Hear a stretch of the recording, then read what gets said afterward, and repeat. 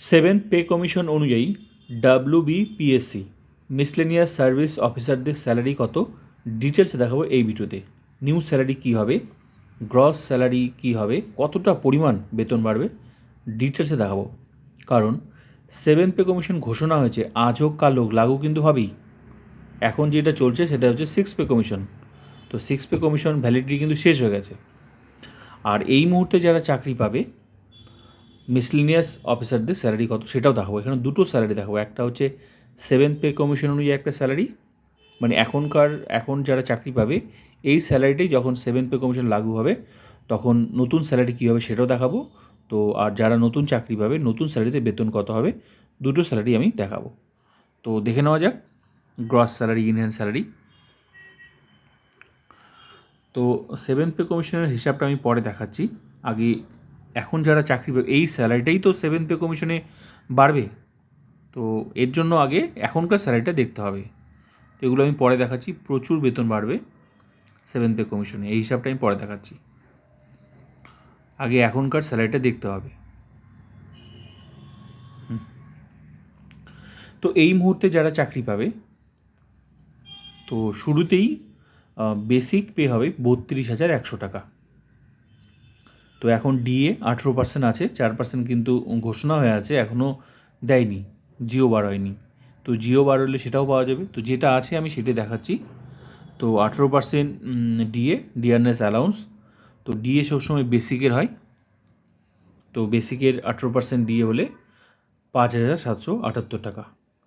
মনে রাখতে হবে বেসিক প্রতি বছর বাড়বে, 3% হারে ইনক্রিমেন্ট হয় প্রতি বছর। তো চাকরির শুরুতে এন্ট্রি লেভেলেই বেসিক পে থাকবে 32,100 টাকা। 1 বছর হয়ে গেলেই এটা বেড়ে যাবে 3%। এরকম করে প্রতি বছর বাড়বে, বছরে একবার করে বেসিকটা বাড়বে 3% হারে। আর ডিএ যখন যখন সরকার দেবে তখন তখন কিন্তু বাড়বে, হ্যাঁ, কারণ পুরোটা কিন্তু সরকারের উপর ডিপেন্ড করছে ডিএটা। তো যেমন 18% আছে, 4% বেড়েছে ঠিকই কিন্তু এখনও দেয়নি, তাই ওটা এখন আমি ধরছি না। তো যখন দেবে তখন 18 সাথে 4% যোগ করে টোটাল 22%, বেসিকের 22% বার করলেই বার হয়ে যাচ্ছে। যেমন এখন 18% বেসিকের 5,778 টাকা, এরকম করে বার করতে হবে। Next HRA, house rent allowance, এটা 12%, এটাও কিন্তু বেসিকের। তো 32,100 এর বেসিকের 12% করলে টাকাটা হচ্ছে 3,852 টাকা। এমএ মেডিকেল অ্যালাউন্স 500 টাকা, ফিক্স করা আছে 500 টাকা। এগুলোই পাওয়া যাবে শুরুতে, চাকরির শুরুতে। তো সব কিছু মিলে যোগ করে যে স্যালারিটা হচ্ছে সেটাকে বলা হয় গ্রস স্যালারি, 42,230 টাকা। তো এই পুরো টাকাটা পাওয়া যাবে না, এখান থেকে কিছুটা টাকা কেটে নেবে, ডিডাকশন হবে, হ্যাঁ, পি ট্যাক্স, সার্ভিস চার্জ, খুব সামান্য টাকা কাটবে, 200 টাকা কাটবে এই গ্রস স্যালারি থেকে। তো 200 টাকা কেটে নিয়ে বাকি টাকাটা অ্যাকাউন্টে আসবে। তো অ্যাকাউন্টে কত আসবে, এই 200 টাকা কেটে নেবে গ্রস স্যালারি থেকে, তো অ্যাকাউন্টে আসবে 42,030 টাকা। এটা হচ্ছে ইন হ্যান্ড স্যালারি চাকরির শুরুতে। তো জিপিএফ যে ডিডাকশন হয় এটা কিন্তু শুরুতেই কাটে না, এটা হচ্ছে 1 বছর পর কাটি, ঠিক আছে। তো চাকরির 1 বছর হলো, 1 বছর হওয়ার পর এটা জিপিএফ ডিডাকশন শুরু হবে। তাও আবার বেসিকের 6% মিনিমাম কাটবে, বেসিক। তো বেসিক যার যেটা বেসিক থাকবে সে সময় সেটা মিনিমাম 6% কাটবে। এদিকে আবার বেসিক আবার 1 বছর হয়ে গেলেই প্রতি বছর বাড়বে। তো মিনিমাম 6% কিন্তু কাটাতেই হবে, এর বেশিও কাটাতে পারে, 10, 20, 30, 40 যার যেমন ইচ্ছে সে কাটাতে পারে বেসিকের। তো এই জন্য মানে 1 বছর পর সবার ইন হ্যান্ড স্যালারিটা সমান হয় না, কেউ বেশিও কাটায় কেউ মিনিমামটা কাটায়। তো ক্লিয়ার হয়ে গেল চাকরির শুরুতে স্যালারি কত। এবার আসি, তো সেভেন্থ পে কমিশন এই মুহূর্তে যদি লাগু হয়ে যায় তাহলে এই স্যালারিটি কতটা হবে, ক্লিয়ার। তো এখন যেটা স্যালারি সেটা আমি এখন দেখাবো, ঠিক আছে। আজ হোক কাল হোক কিন্তু লাগু হবেই, কারণ সিক্স পে কমিশন কিন্তু ভ্যালিডিটি শেষ হয়ে গেছে আর ঘোষণা হয়েও আছে। তাহলে সেভেন্থ পে কমিশনে স্যালারিটা কীরকম হবে। সেভেন্থ পে কমিশন মানে হচ্ছে বেসিক স্ট্রাকচার পরিবর্তন, যার যেটা বেসিক আছে সেটা নতুন রূপে আসবে বেসিকটা। তাই বলে কি বেতন কমে যাবে, কখনোই না। যেমন চাকরির শুরুতে বেসিক কি আছে 32,100 টাকা।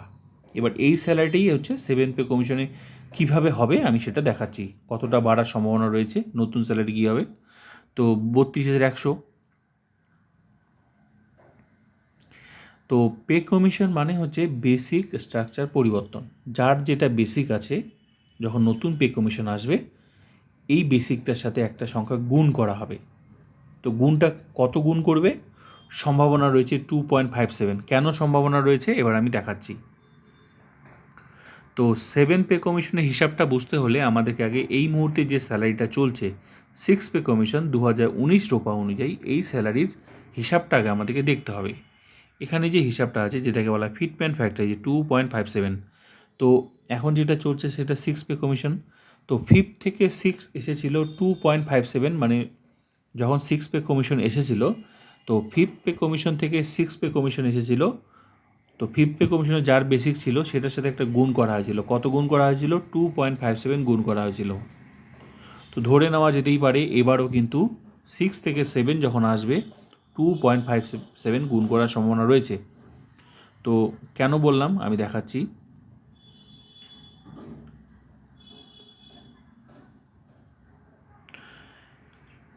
এই যে মিসলেনিয়াস সার্ভিস অফিসারদের, এটা হচ্ছে কিন্তু 6 পে কমিশনের বেসিক স্ট্রাকচার। এরকমই একটা বেসিক স্ট্রাকচার আসবে 7 পে কমিশনে।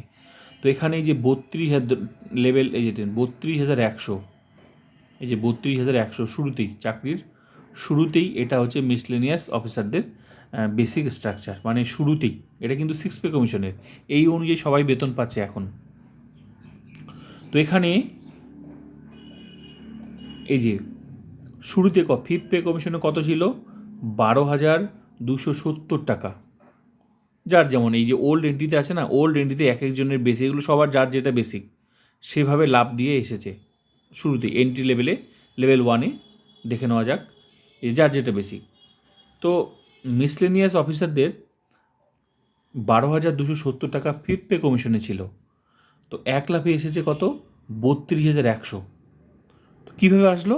এটা কিন্তু 6 পে কমিশন। তো 5 পে কমিশনে ছিল এই যে ওল্ড এন্ট্রির বেসিকগুলো।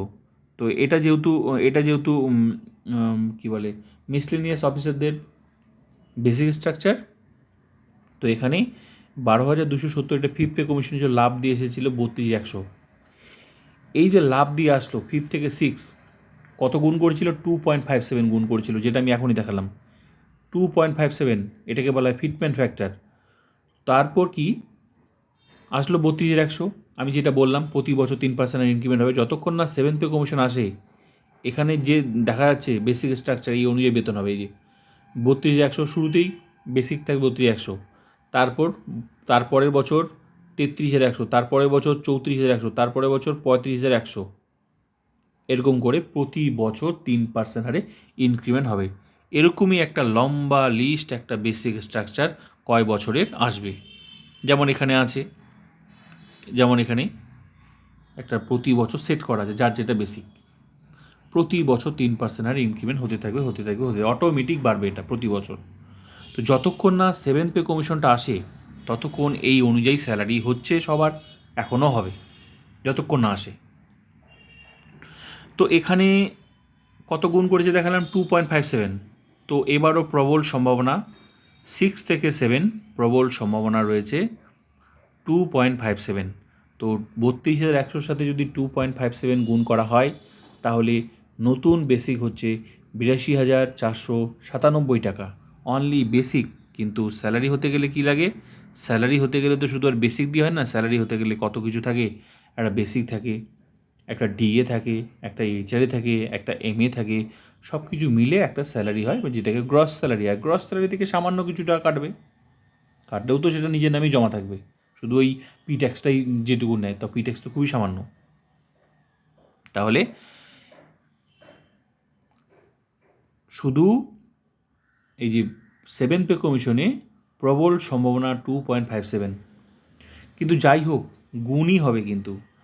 তো এর থেকে যদি একটু বেশিও হতে পারে, আবার এর থেকে কমও হতে পারে, যদিও পুরোটা সরকারের উপর ডিপেন্ড করছে।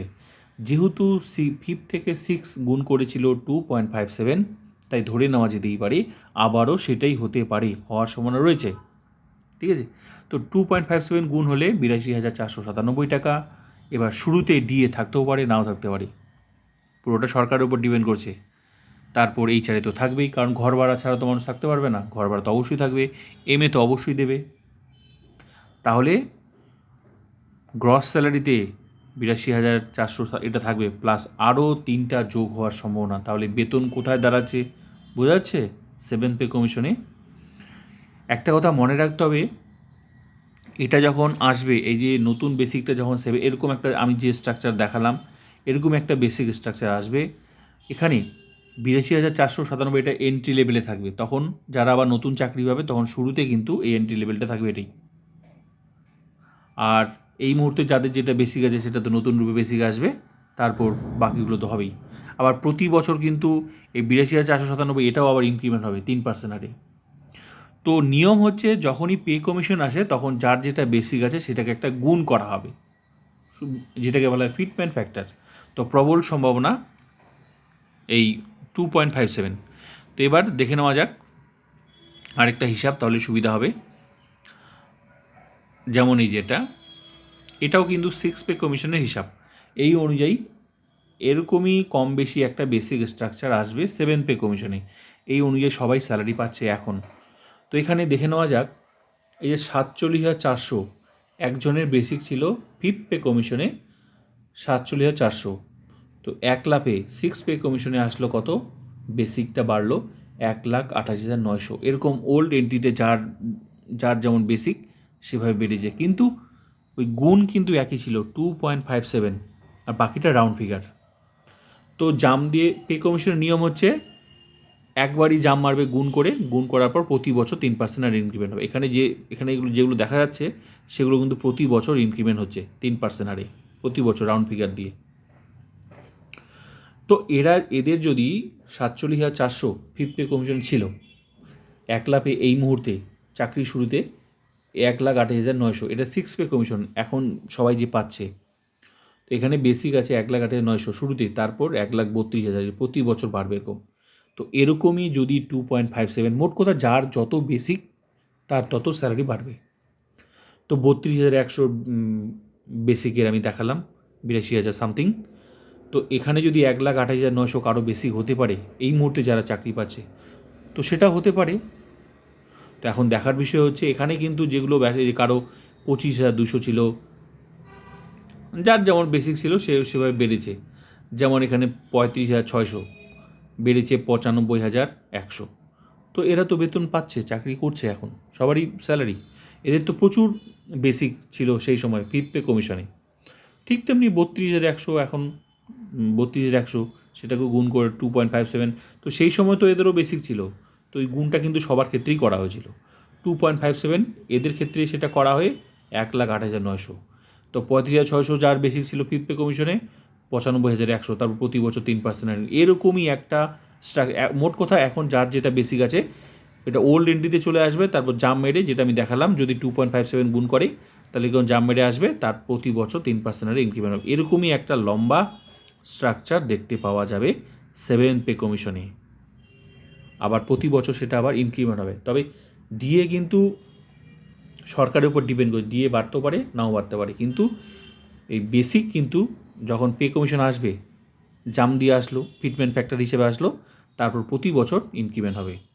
তো এখন মোট কথা যার যেটা বেসিক আছে, যখন 7th পে কমিশন আসবে, এখানে ওল্ড এন্ট্রিতে থাকবে, এই যে ওল্ড এন্ট্রিতে থাকবে, তারপর লাভ দিয়ে আসবে, তারপর প্রতি বছর ইনক্রিমেন্ট হবে বেসিকটা। তো এখানে এই যে স্যালারিটা এখানে বেসিক, এগুলো সব বেসিক, যার যেমন বেসিক সেভাবে বেড়েছে এবং বাড়ছে। এরকমই একটা আসবে যদি 2.57 গুণ করে, যদিও পুরোটা সরকারের উপর ডিপেন্ড করছে। এখন দেখার বিষয় হচ্ছে এই 2.57 গুণ হয় মানে ফিটমেন্ট ফ্যাক্টর হয়, নাকি এর থেকে বেশি হয়, নাকি এর থেকে কম। কিন্তু এর থেকে কমই হোক বা বেশি হোক, যাই হোক, গুণ করলে সে সংখ্যাটা বাড়ছে, বেতনটা যে বাড়ছে, এটা কিন্তু বোঝাই যাচ্ছে। তো ভিডিওটা ভালো লাগলে লাইক করুন, সাবস্ক্রাইব অ্যান্ড শেয়ার।